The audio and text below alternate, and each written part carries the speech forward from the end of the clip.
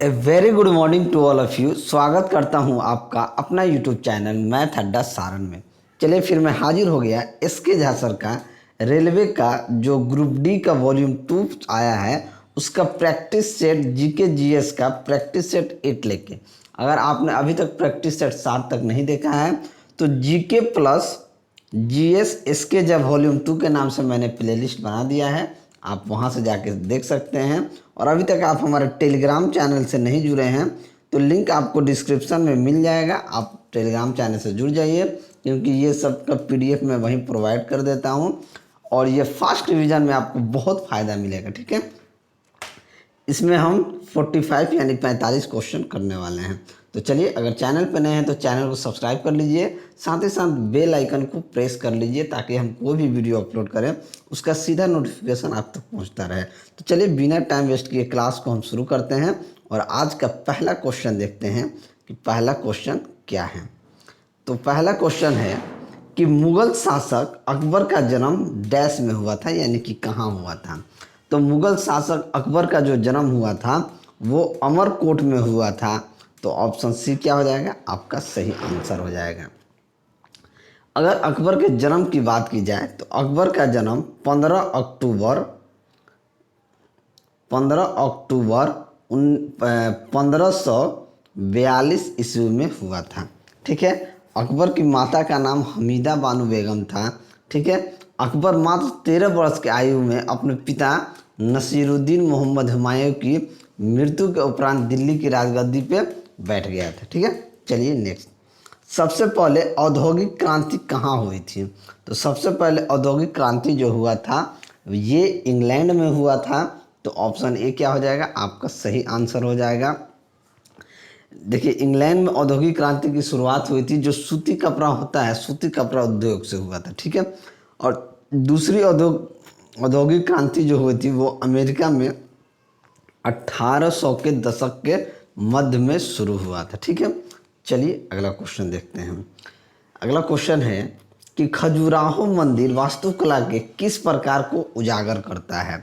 तो ये नागर शैली को उजागर करता है, ये क्वेश्चन पूछा गया है। तो ऑप्शन डी क्या हो जाएगा, आपका सही आंसर हो जाएगा। नागर शैली का प्रथम मंदिर देवघर का दशावतार मंदिर है। नागर शैली का जो प्रथम मंदिर है वो देवघर का दशावतार मंदिर है। ठीक है, चलिए, किस अनुच्छेद के अंतर्गत संविधान संशोधन किया जा सकता है। तो अनुच्छेद 368 के तहत संविधान संशोधन किया जा सकता है। तो ऑप्शन ए क्या हो जाएगा, आपका सही आंसर हो जाएगा। चलिए अगला क्वेश्चन देखते हैं। इसमें आप जानते हैं ये अनुच्छेद 370 जम्मू एंड कश्मीर को स्पेशल अलग एक विशेष राज्य का दर्जा दिया गया था। अनुच्छेद 312 की बात करें तो इसके अंतर्गत राजभाषा विशेष बहुमत द्वारा नई अखिल भारतीय सेवाओं की स्थापना की अनुशंसा करता है। ठीक है, चलिए अगला क्वेश्चन देखते हैं कि भारत के गणतंत्रीय दल की स्थापना किसने की थी। तो भारत के गणतंत्रीय दल की स्थापना जो था डॉक्टर भीमराव अंबेडकर जी ने किया था। तो ऑप्शन सी क्या हो जाएगा, आपका सही आंसर हो जाएगा। चलिए अगला क्वेश्चन देखते हैं कि भारत में मूल अधिकार किस अधिकार के माध्यम से सुनिश्चित किए गए हैं। तो मूल अधिकार जो हैं वो संवैधानिक उपचारों के अधिकार के माध्यम से क्या किए गए हैं, सुनिश्चित किए गए हैं। तो ऑप्शन सी क्या हो जाएगा, आपका सही आंसर हो जाएगा। देखिए, भारतीय संविधान भाग 3 के अनुच्छेद 14 से लेके अनुच्छेद 18 को समानता के अधिकार में क्या किया गया है, वर्गित किया गया है। और अनुच्छेद 23 और अनुच्छेद 24 को देश के सभी नागरिकों को शोषण के विरोध अधिकार देता है। ठीक है, चलिए अगला क्वेश्चन देखते हैं। भारत में प्राचीनतम पर्वत श्रृंखला निम्न में से कौन सी है। तो प्राचीनतम जो है पर्वत श्रृंखला वो अरावली है। तो ऑप्शन सी क्या हो जाएगा, आपका सही आंसर हो जाएगा। चलिए, अगर वीडियो आपको अच्छा लगे तो वीडियो को आप लाइक ज़रूर कीजिएगा। मैगलन जल डमरू मध्य स्थित है। तो मैगलन जल डमरू मध्य जो है दक्षिण अमेरिका के दक्षिणी छोर पे स्थित है। दक्षिण अमेरिका के दक्षिणी छोर पे स्थित है। तो ऑप्शन डी क्या हो जाएगा, आपका सही आंसर हो जाएगा। ये मैगेलन जल डमरू मध्य जो है अटलांटिक एवं प्रशांत महासागर को क्या करता है, जोड़ता है। और ये मैगेलन जल डमरू मध्य का नाम फर्डिनेंड मैगेलन के नाम पर रखा गया था, जिन्होंने वर्ष 1520 ईस्वी में इसकी खोज की थी। चलिए अगला क्वेश्चन देखते हैं कि पुरानी जलोढ़ मिट्टी को डैश के रूप में जाना जाता है। तो पुरानी जलोढ़ मिट्टी को भंगार के रूप में जाना जाता है। किसके रूप में जाना जाता है, तो भंगार के रूप में जाना जाता है। तो ऑप्शन ए क्या हो जाएगा, आपका सही आंसर हो जाएगा।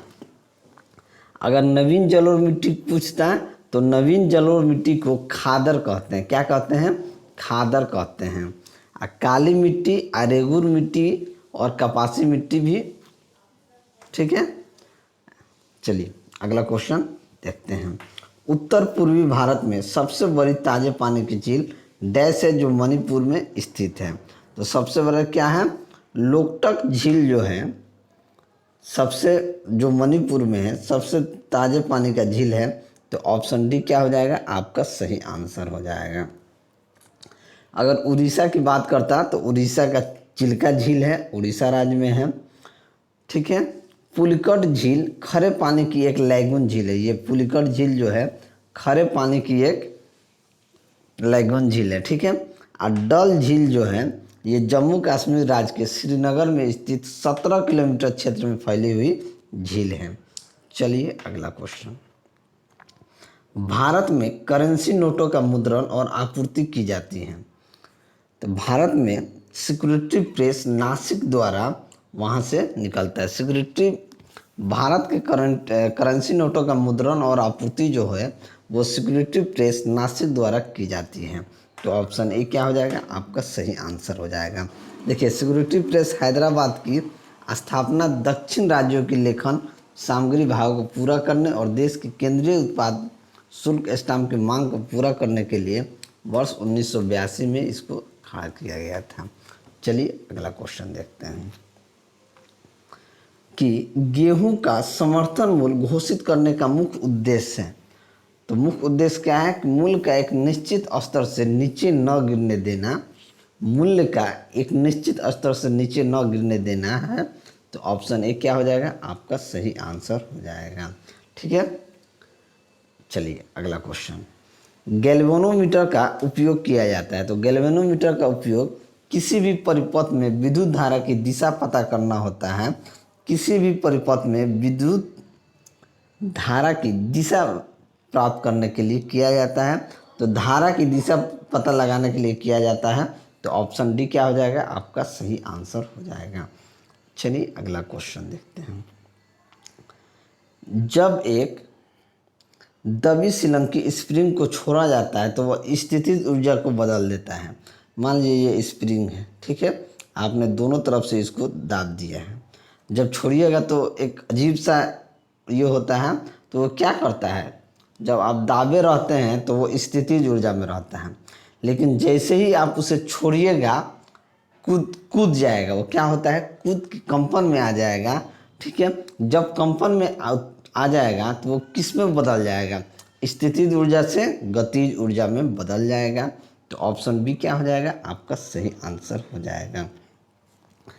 किसी भी माने स्प्रिंग को अगर आप दबा के छोड़िएगा तो स्थितिज ऊर्जा गतिज ऊर्जा में क्या हो जाएगा, परिवर्तित हो जाएगा। गतिज ऊर्जा का फॉर्मूला आप जानते हैं, हाफ mv², ठीक है। चलिए आगे बढ़ते हैं।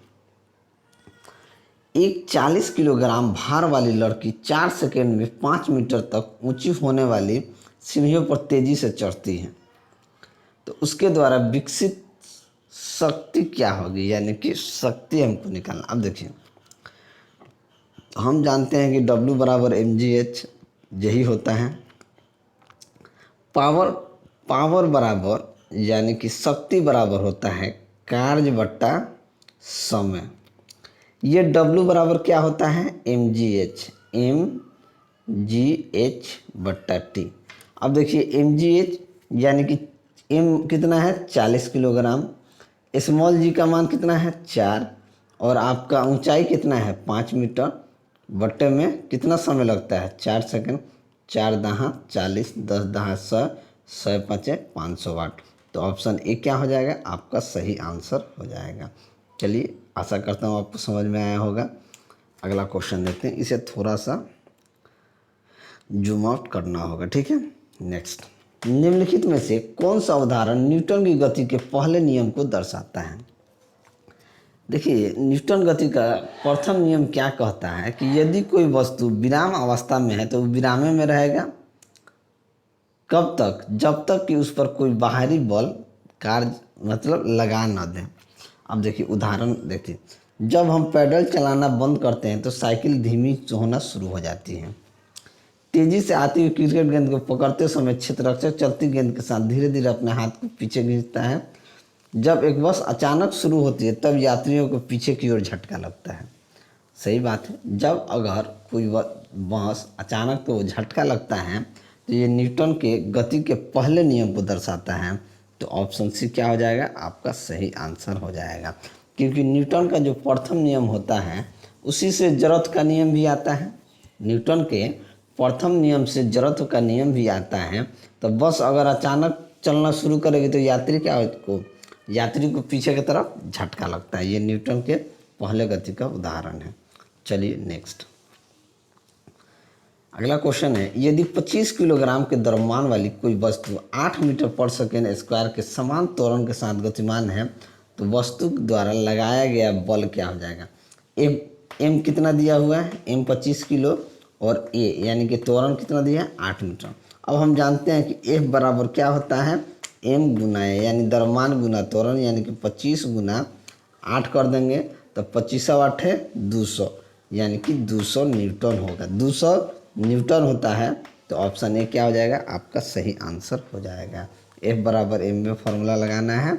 नेक्स्ट, स्वतंत्र रूप से किसी पिंड को गिरने पर 2 सेकंड में तय की जाने वाली दूरी क्या होगी। 2 सेकंड में तय की, अब देखिए यानी इसका तो प्रारंभिक वेग इनिशियल वेलोसिटी क्या हो जाएगा, u इसका 0 होगा। तय की गई दूरी यानी कि हमको h पूछ रहा है। तो फॉर्मूला क्या लगाते हैं जी, h बराबर s बराबर हम लगाते हैं ut प्लस हाफ GT², यानी हमसे दूरी पूछ रहा है कि दूरी कितना होगा। अब प्रारंभिक वेग 0 है तो ये क्या हो जाएगा 0। जब u 0 है तो ये पूरा को 0 कर देगा। तो 1/2 जी का मान हम ले लेते हैं 10 ले लें या 9.8 भी ले सकते हैं। ऑप्शन के हिसाब से हमको लग रहा है 9.8 लेना है। तो 9.8 t² यानी कि 2 का स्क्वायर यानी कि 4। अब ये हो जाएगा 2 दूनी 4, 9.8 गुना 2 यानी कि 19.6 मीटर। तो 19.6 मीटर यानी कि ऑप्शन सी क्या हो जाएगा, आपका सही आंसर हो जाएगा। फॉर्मूला आपको लगाना है, एस बराबर ut प्लस हाफ टी² होता है, लेकिन ये स्वतंत्र रूप से ऊपर से गिराया जाता है। जब गिराया जाता है तो एस बराबर क्या ले लेंगे, ut प्लस हाफ GT²। चलिए अगला क्वेश्चन देखते हैं कि घन वस्तु में ऊष्मा चालन का दर डैश पर निर्भर नहीं करता है। तो घन वस्तु में ऊष्मा का चालन का दर घर्षण पर निर्भर नहीं करता है। किस पे निर्भर नहीं करता है, तो घर्षण पर निर्भर नहीं करता है। तो ऑप्शन सी क्या हो जाएगा, आपका सही आंसर हो जाएगा। देखिए एक और न्यूमेरिकल आ गया कि एक ध्वनि तरंग के तरंगदैर्घ्य की गणना करें जिसमें आवृत्ति 200 हर्ट्ज है और किसी दिए गए माध्यम में इसकी गति 400 मीटर पर सेकंड। v बराबर n लेमडा लगाना है। देखिए v बराबर क्या लगाना है, n लेमडा। n कितना दे दिया है हमको, 200 हर्ट्ज दे दिया है। अब v कह रहा है 400 मीटर पर सेकंड, 400 मीटर पर सेकंड। अब देखिए v बराबर क्या होता है, n लेमडा। तो लेमडा बराबर क्या हो जाएगा, v/n, यानी कि 400/200 कट गया 2, यानी कितना आ गया 2 मीटर। तो ऑप्शन डी क्या हो जाएगा, आपका सही आंसर हो जाएगा। चलिए आगे बढ़ते हैं। अगला क्वेश्चन है कि ध्वनि का तारत्व निर्भर करता है। ध्वनि का तारत्व यानी तारत्व का मतलब होता है कि पिच। तो ध्वनि का जो पिच होता है वो आवृत्ति पर निर्भर करता है। किस पे निर्भर करता है, आवृत्ति पर निर्भर करता है। तो ऑप्शन सी क्या हो जाएगा, आपका सही आंसर हो जाएगा। जिस ध्वनि का पिच माने जो पिच होता है यानी तारत्व होता है वो उच्च होता है, वो ध्वनि जो होती है पतली और उच्च आवृत्ति की होती है। नेक्स्ट, जब एक वस्तु को अवतल दर्पण के वक्रता केंद्र से बाहर रखा जाता है तो छवि का निर्माण कहाँ होगा? अवतल दर्पण वह दर्पण है जिसकी परावर्तक सतह अंदर की तरफ होती है। क्या होती है? ये अवतल दर्पण इस तरीके से होता है, अंदर की तरफ होता है। ठीक है, जब वस्तु को केंद्र से बाहर रखा जाए, अगर केंद्र से बाहर रखा जाए तो वो फोकस और वक्रता केंद्र और फोकस के मध्य बनेगी। क्या बनेगी? फोकस और केंद्र के सेंटर के मध्य बनेगी। तो ऑप्शन डी क्या हो जाएगा? आपका सही आंसर हो जाएगा। एक चीज़ याद रखिएगा, उत्तल दर्पण की फोकस लंबाई धनात्मक होती है और अवतल दर्पण की फोकस लंबाई ऋणात्मक होती है। ठीक है, चलिए अगला क्वेश्चन, कि दो प्रतिरोधक 10 ओम 20 ओम श्रृंखला में 6 वोल्ट बैटरी से जुड़े हैं तो सर्किट में विद्युत धारा क्या हो जाएगी? अब देखिए, दो पर श्रृंखला में सीरीज में जुड़ा हुआ है। मान लीजिए एक 10 ओम का है, एक 20 ओम का है, ये 12 वोल्ट है, 10 ओम है 20 ओम है, ये 12 वोल्ट की बैटरी के साथ जुड़ा हुआ है। अब देखिए सीरीज में क्या होता है, सीरीज में ये दोनों आपस में जुड़ जाएगा। आर इक्विवेलेंट देखेंगे तो R1 प्लस R2 होगा, तो 10 गो 20 गो कै गो हो जाएगा? 30 गो। अब वोल्ट कितना दिया है? 6 वोल्ट, सॉरी 6 वोल्ट दिया है। तो V बराबर क्या होता है? V बराबर होता है IR। हमसे पूछ रहा है विद्युत धारा, I पूछ रहा है, तो I बराबर क्या हो जाएगा? V बट्टा R। तो वोल्टेज कितना है हमारा? 6 और रेजिस्टेंस कितना है? 30। तो 6 बट्टा 30 यानी कि 1 बट्टा 5। 1 बट्टा 5 का मतलब होता है कि 0.2 एम्पियर। तो ऑप्शन ए क्या हो जाएगा? आपका सही आंसर हो जाएगा। चलिए नेक्स्ट, KCl के 0.5 मोल में कितने अणु होते हैं? तो अणुओं की संख्या कैसे निकालते हैं? मोल गुना अवोगाद्रो की संख्या। तब जब हमारे पास मोल कितना दिया है? 0.5 इंटू अणुओं की संख्या निकालते हैं, मोल गुना अवोगाद्रो की संख्या। तो KCl के 0.5 मोल का अणुओं की संख्या कैसे निकालेंगे? 0.5 इंटू अवोगाद्रो की संख्या कैसे निकालते हैं? 6.02 इंटू 10⁻23। इसे गुना करेंगे तो ये क्या हो जाएगा? 3.01 इंटू 10⁻23। तो ऑप्शन ए क्या हो जाएगा? आपका सही आंसर हो जाएगा। चलिए अगला क्वेश्चन, अगला क्वेश्चन, इलेक्ट्रॉनों की वह अधिकतम संख्या जो 72 कक्षा में रह सकते हैं। तो 72 कक्षा में कौन रह सकता है? कितना रह सकते हैं? अब देखिए, इलेक्ट्रॉन की वह अधिकतम संख्या जो 72 कक्षा में रह सकते हैं तो वो 8 है। तो ऑप्शन सी क्या हो जाएगा? आपका सही आंसर हो जाएगा। ठीक है, इसके लिए हमको इलेक्ट्रॉनिक विन्यास के बारे में जानना पड़ेगा, वहीं से आपको पता चलेगा। ठीक है, चलिए, निम्नलिखित में से कौन सा कथन अम्लों के बारे में सही नहीं है? यानी अम्ल के बारे में सही नहीं है, ये आपको बताना है। तो अम्ल स्वाद में खट्टे होते हैं, H2CO2 और लवणों का उत्पादन करने के लिए धातुओं और बाइकार्बोनेट के साथ अभिक्रिया करते हैं, या धीमा उदासीनीकरण अर्थात acid plus base H2O plus salt, या जलीय माध्यम से अवस्था में H प्लस आयन का निर्माण करते हैं। सही नहीं है, यानी कि सही नहीं है इसका मतलब है कि गलत है।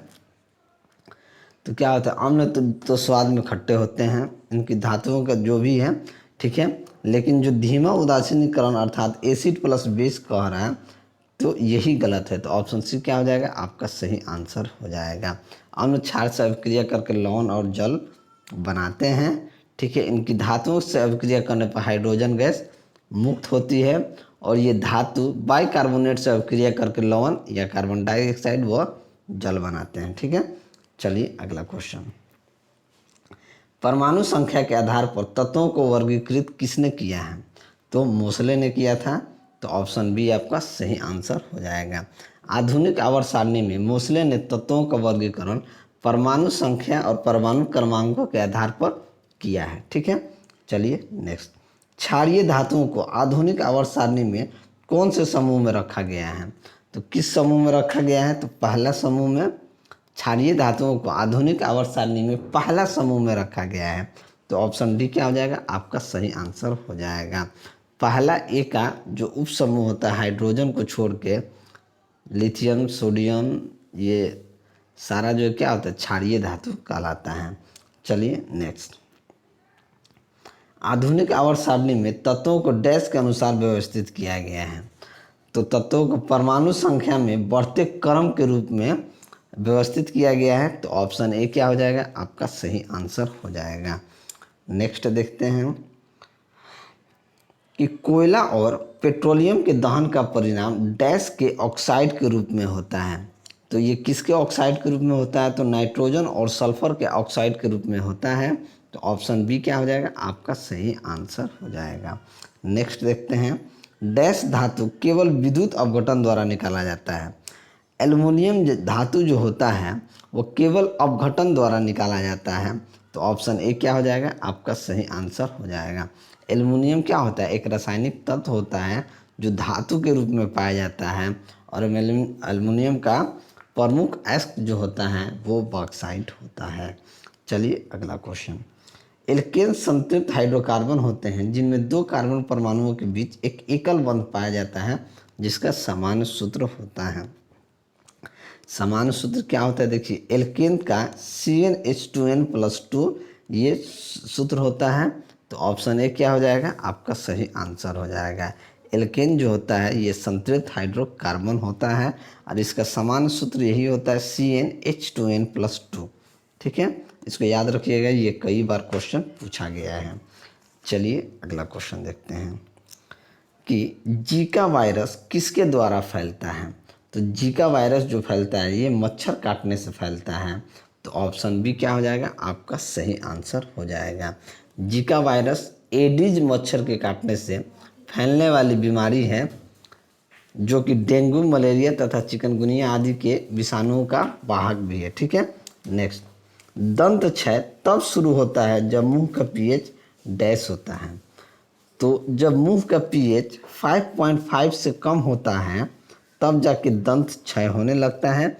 तो ऑप्शन सी क्या हो जाएगा, आपका सही आंसर हो जाएगा। चलिए नेक्स्ट, निम्नलिखित में से कौन रंध्रों के बंद होने पर और पत्तियों के गिरने में मदद करता है। तो ये एब्सिसिक अम्ल जो होता है ये मदद करता है। तो ऑप्शन ए क्या हो जाएगा, आपका सही आंसर हो जाएगा। देखिए एब्सिसिक जो होता है एपिडर्मिस में रंध्रों को बंद होने के लिए उत्तेजित करता है। ठीक है, चलिए अगला क्वेश्चन कि निम्नलिखित में से कौन सा कथन सही है, यानी कि सही कथन आपको बताना है कि सही कौन सा है। पैरामीशियम और प्लाज्मोडियम पेनिसिलियम के समान जाति में शामिल किए गए हैं। लाइकेन एक संयुक्त जीव होता है जो कि शैवाल और प्रोटोजोआ जीव के सजीवी मेल से बनता है। डबल रोटी और बियर को बनाने में प्रयुक्त ईस्ट एक फंगस होता है या नोस्टॉक और एनोवेना प्रोटिस्टा के उदाहरण है। तो कथन सही नहीं है। तो डबल रोटी और बियर को बनाने में प्रयुक्त यीस्ट एक फंगस होता है। तो ऑप्शन सी क्या हो जाएगा, सही आंसर हो जाएगा। ईस्ट मतलब खमीर, एक प्रकार का फंगस है जिसका उपयोग डबल रोटी, बियर एवं पिज्ज़ा आदि बनाने में क्या किया जाता है। और पेट में हाइड्रोक्लोरिक एसिड नामक अम्ल भी होता है, आप जानते हैं। तो ऑप्शन सी क्या हो जाएगा, आपका सही आंसर हो जाएगा। नेक्स्ट, ऑक्जेलिक एसिड का एक प्राकृतिक स्रोत क्या है। तो ऑक्जेलिक एसिड टमाटर से प्राप्त होता है। ऑक्जेलिक एसिड कहाँ से प्राप्त होता है, तो टमाटर से प्राप्त होता है। तो ऑप्शन सी क्या हो जाएगा, आपका सही आंसर हो जाएगा।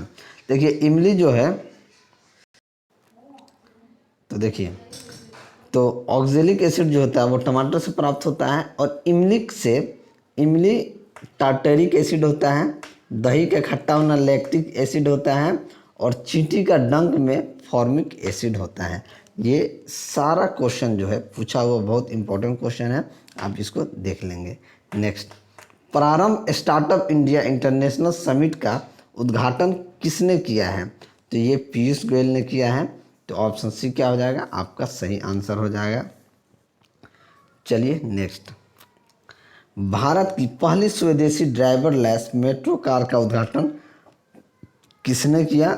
तो ये राजनाथ सिंह जी ने किया है। ये BEML के बेंगलोर कॉम्प्लेक्स में आयोजित एक समारोह के दौरान 15 जनवरी 2021 को भारत की पहली ड्राइवर लेस मेट्रो कार का उद्घाटन किया। ठीक है, चलिए।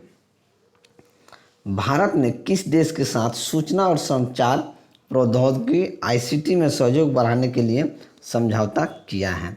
तो ये आप का समझौता किसके साथ हुआ है? तो जापान के साथ हुआ है।